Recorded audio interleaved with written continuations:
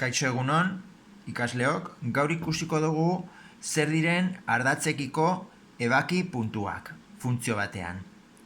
Ardatzekiko ebaki puntuak dira, puntu batzuk mozten dutenak isa ardatza, hau da, absziza ardatza, edo i ardatza, edo ordenatuen ardatza, bai?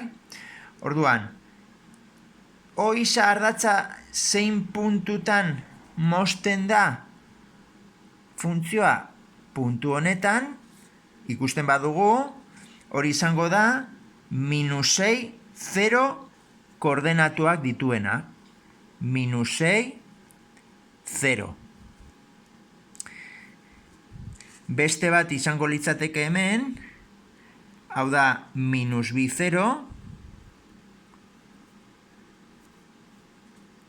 Beste bat izango genuke hemen, izardatzean, eta hori da 2, 0 puntua. Eta azkenekoa daukagu, puntu honetan, mozten du izardatza eta da 9, 0 koordenatukoa. Bai?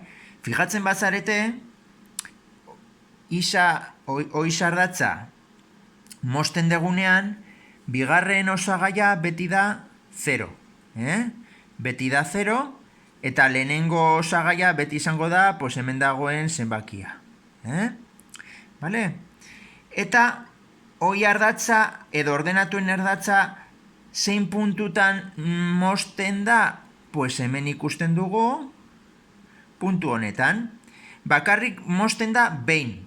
Funtzioa izateko, bakarrik i ardatza moztu behar du puntu batean. Ezin ditugu izan bi puntu moztuta. Bat bakarrik izan behar du i ardatzean gehienez. Orduan, beste ebaki puntu bat izango litzateke 0 -3 koordenatukoa. Bai, jarriko eta adibidez hemen. 0 -3. Hauek dira oi ardatzekoak eta hauek oi ardatzekoak. Beste adibide bat, hemen ikusten dugu, adibidez, 15. ariketan, daukagu isa ardatza mozten dute 3 puntuetan. 1, 2 eta 3. Eta bere koordenatuak izango dira -2, 0,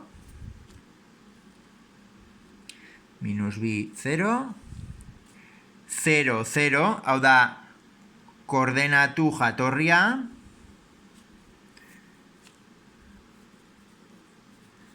eta beste puntu bat izango litzateke 2, 0, hau da izardatza mozten da ere bai 2, 0 puntuan.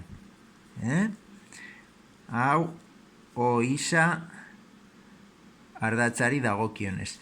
Eta hoi ardatzari dagokionez, puntua errepikatu egiten da koordenatu jatorria. Nahi badezute jarri berriro 0, 0, jar daiteke. 0i ardatzekoa.